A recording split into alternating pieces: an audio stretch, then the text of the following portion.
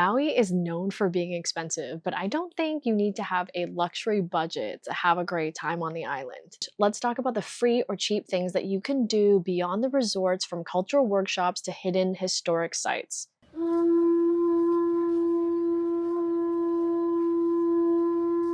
We spent a month on Maui, so here are a bunch of things that you can do for free or under $10 on your Maui trip. First up, head to Central Maui for the Maui Nui Botanical Garden.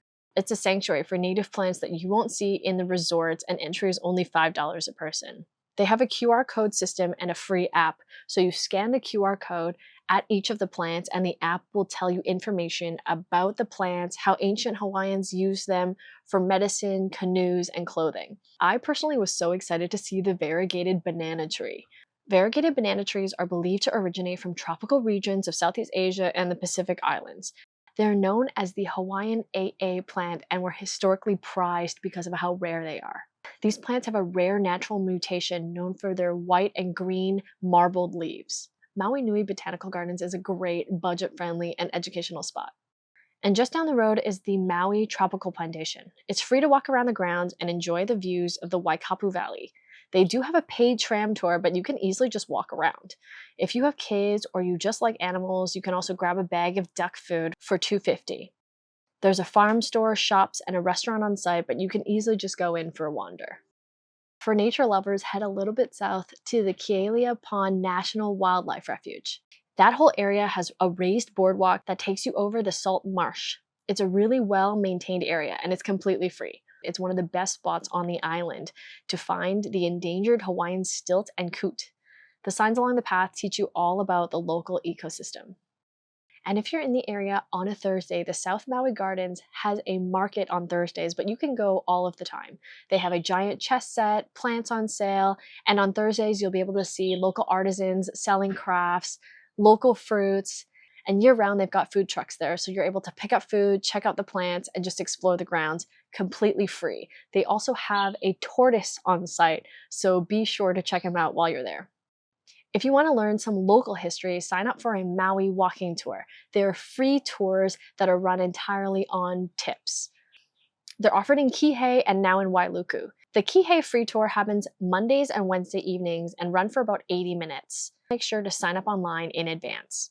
We met up at the Kihei Library and walked a short way to learn about local history, how this whale art piece came to be, great local restaurants, and ended our walking tour as the sun was setting.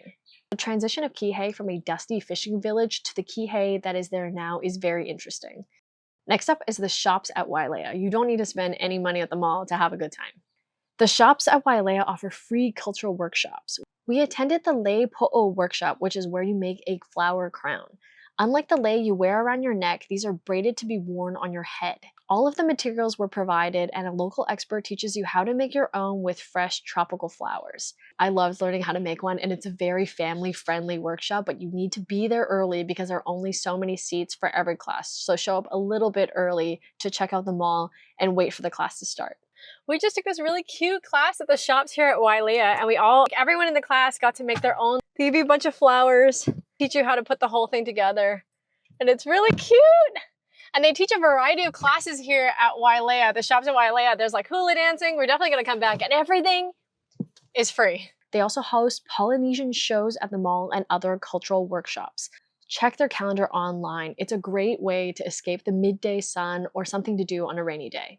Having seen a paid show prior to seeing the free Polynesian show at the shops at Wailea, we were so impressed by how many dancers and the show that they offered for free. I think they have a Polynesian show twice a week, so check their online calendar before you go. And while you're at the shops, swing by Honolulu Cookie Company. You can actually go in and sample all of the Honolulu cookie flavors, which I have not tried that many flavors, so I was really excited about it. Pick up your favorites as souvenirs to take home. And if you're heading to the northwest side on a Tuesday, check out the Napili Kai Keiki Hula show. It's $10 a person, and all the proceeds go to a foundation that provides scholarships for local children. It's really neat to see the next generation of hula dancers, and the music they perform to is both traditional and modern. Seats are first come, first served, so get there a little bit early. You can either book your ticket online in advance or just pay at the door and bring cash if you want to buy a fresh flower lei to support the foundation.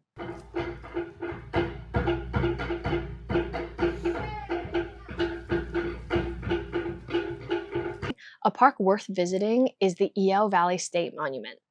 It's a historic site, the location of the Battle of Kepaniwai in 1790. Kamehameha the Great, who wanted to unite all of the Hawaiian islands, used cannons at this site to try to conquer Maui. The water in the stream here allegedly ran red with blood.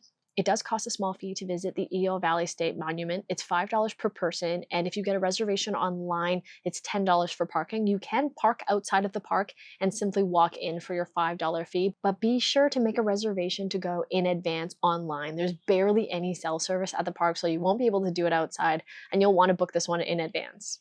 And while you're in the area, check out Kepaniwai Park. It's a great local park with barbecues and monuments to the cultural groups that came to Hawaii during the sugar plantation era. The cultures represented here are the Japanese, Chinese, Portuguese, Hawaiian, Filipino, and New England missionaries. And this is barely scratching the surface. During whale season, you can watch for whales from the shore. My favorite spots are McGregor Point, which has an easy parking lot and lighthouse, and Papawai Scenic Lookout, which I feel like is a little bit closer to the whales. And year-round, there's Hawaii Wildlife Discovery Center, where entry is by donation. It's in Whalers Village, so perfect for a break from the beach or on a rainy day to learn about whales, sea life, and why it's so popular for whales to come to Hawaii, but Maui specifically, to give birth. And if you stick around Kanapali just before sunset every day, there's a night cliff jump at Black Rock just outside the Sheraton Hotel. There's an explanation as it occurs. The cliff jump honors Maui's last ruling chief, Kahekili, who leaped from this sacred spot. And finally, your biggest cost savings is just getting into the car and exploring. You're going to need a rental car on Maui to explore, but then after that, your only cost is gas. You can find Dragon's Teeth and the Nakaele blowhole on the west side, or drive the road to Hana to see the rainbow eucalyptus trees and black sand beach. There's hikes all over, petroglyphs to be found, upcountry with lots of artists' workshops, and beaches are always free. Go and check out surfers in the north, and you'll often find sea turtles resting on the sand, but just remember to give them their space. Have the best time on Maui.